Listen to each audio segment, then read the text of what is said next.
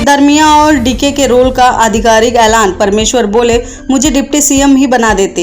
आइए जानते हैं कि कर्नाटक में सीएम की कुर्सी को लेकर सिद्धारमैया और डीके शिवकुमार के बीच घमासान खत्म हो गया। इसके अलावा कांग्रेस ने सिद्धारमैया को कर्नाटक का सीएम बनाने का फैसला किया है। वहीं डीके शिवकुमार डिप्टी सीएम पद को लेकर राजी हो गए हैं। हालांकि कांग्रेस के एक और बड़े नेता ने इस फॉर्मूले पर सवाल उठाए हैं। कांग्रेस के पूर्व डिप्टी सीएम जी परमेश्वर ने कहा है कि सिद्धारमैया के सीएम और शिवकुमार को डिप्टी सीएम बनाने के ऐलान से दलित समुदाय आहत हुआ है। सिद्धारमैया की पिछली सरकार में डिप्टी सीएम रहे जी परमेश्वर ने आलकमान के फैसले पर नाराजगी जताते हुए कहा है, कर्नाटक में दलित सीएम की डिमांड काफी ज्यादा थी, लेकिन ऐसा नहीं हुआ। दलित समुदाय आहत हुआ है। मैं भी सरकार चला सकता हूँ, अगर सीएम नहीं तो कम से कम मुझे डिप्टी सीएम तो बनाना ही चाहिए था। इसके अलावा कांग्रेस आलकमान ने कर्नाटक में सिर्फ एक यानी कि डीके शिवकुमार को डिप्टी सीएम बनाने का फैसला किया है। आलकमान के इस फैसले से एमबी पाटिल और जी परमेश्वर नाराज बताए जा रहे हैं। वहीं एमबी पाटिल लिंगायत और परमेश्वर दलित समुदाय से आते हैं। दोनों नेताओं ने कांग्रेस आलकमान के पास अपनी नाराजगी जाहिर करी है।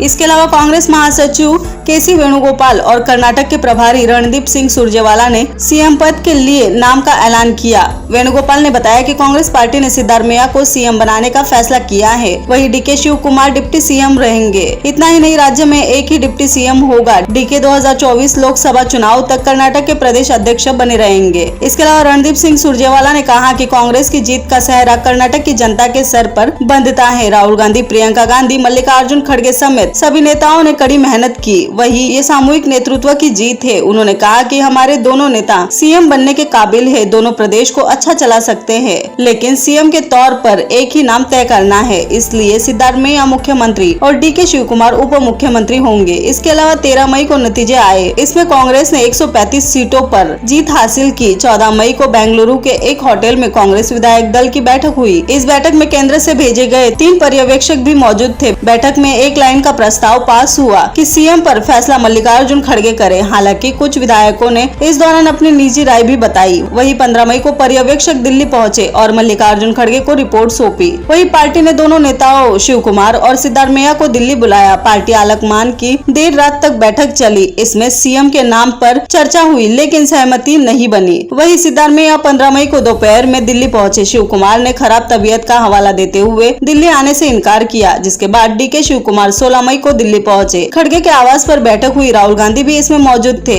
वही इसके बाद खड़गे ने शिवकुमार और सिद्धारमैया के साथ अलग अलग बैठक की। इतना ही नहीं, कर्नाटक के लिए 17 मई का दिन काफी अहम रहा। इस दौरान कई दौर की बैठक हुई। राहुल गांधी ने अपने आवास पर केंद्रीय पर्यवेक्षक भंवर जितेंद्र सिंह, केसी वेणुगोपाल, सिद्धारमैया और डीके शिवकुमार के साथ अलग अलग बैठक की। इतना ही नहीं, उधर कर्नाटक के कांग्रेस प्रभारी रणदीप सुरजेवाला ने 12 बजे कांग्रेस अध्यक्ष मल्लिकार्जुन खड़गे के साथ बैठक की। इसके बाद केंद्रीय पर्यवेक्षक सुशील शिंदे ने 12:27 पर खड़गे से मुलाकात की। दोपहर 1:30 बजे एमबी पाटिल खड़गे से मुलाकात करने पहुंचे। इसके अलावा सूत्रों के मुताबिक डीके शिवकुमार ने सोनिया गांधी से फोन पर बात की। वे हिमाचल में है। इसके अलावा सोनिया ने डीके को खड़गे से मुलाकात करने के लिए कहा। इतना ही नहीं, दोपहर 2 बजे डीके खड़गे से मुलाकात करने पहुंचे। करीब 2 घंटे तक ये बातचीत चली। शिवकुमार सीएम के अलावा कोई पद लेने पर तैयार नहीं थे। इसके अलावा आखिर में सोनिया गांधी की दखल के बाद कर्नाटक का सियासी संकट सुलझ पाया और 18 मई दोपहर 12:30 बजे कांग्रेस ने सिद्धारमैया को सीएम, डीके शिवकुमार को डिप्टी सीएम बनाने का आधिकारिक ऐलान किया।